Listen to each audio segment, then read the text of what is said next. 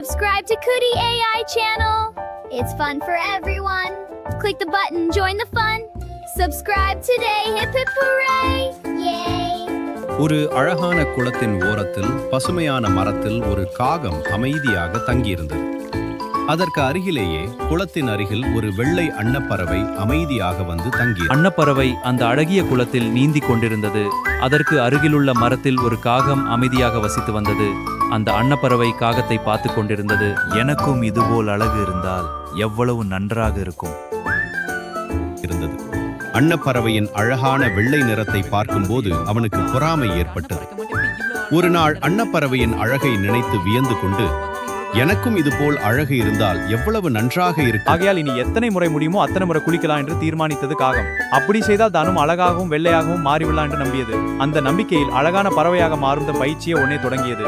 முயற்சியை கைவிட தயாராக இல்லை காகம். ஒரு நாள் பலமுறை தொடர்ந்து குளித்தது. கடைசியில் ஒரு நாள் காகம் காய்ச்சல் விழுந்தது. அதிலிருந்து நலம் பெற மிகவும் கஷ்டப்பட்டது.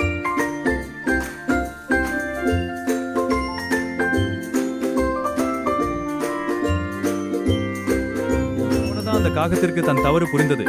பலன் கிடைக்காத இந்த முயற்சியை நிறுத்த வேண்டும் என்று தீர்மானித்தது. நான் எப்படி இருக்கிறேனோ அப்படியே இருந்து அதில் சந்தோஷப்பட வேண்டும் என்று தனக்குள் சொல்லிக் கொண்டது. மனதில் இந்த பாடம் பதிந்த பிறகு அந்த காகம் எப்போதும் சந்தோஷமான ஒரு பறவையாக மாறியது. அதன் பிறகு அங்கே இங்கே மகிழ்ச்சியாக பறந்தது கொண்டே நான் என்ன போலவே அழகு என்று சந்தோஷமாக கத்திப்படி பறந்தது.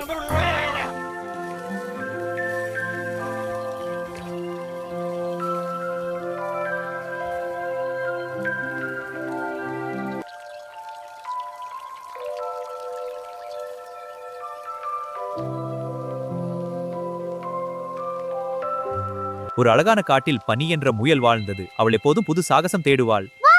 இன்னைக்கு என்ன புதுசா பார்க்கலாம்? பனி ஆழமான காட்டுக்கு போனால் அங்கே மந்திரமரம் மின்னியது. நான் மந்திரமரம். உண்மதோர்களுக்கு ஆசை. உங்களுக்கு என்ன ஆசை? எனக்கு தங்க கொட்டை வேணும், எனக்கு தேன் வேணும், அழகான பாட்டு வேணும். எங்களோட தோழமை எப்பவும் இருக்கணும்.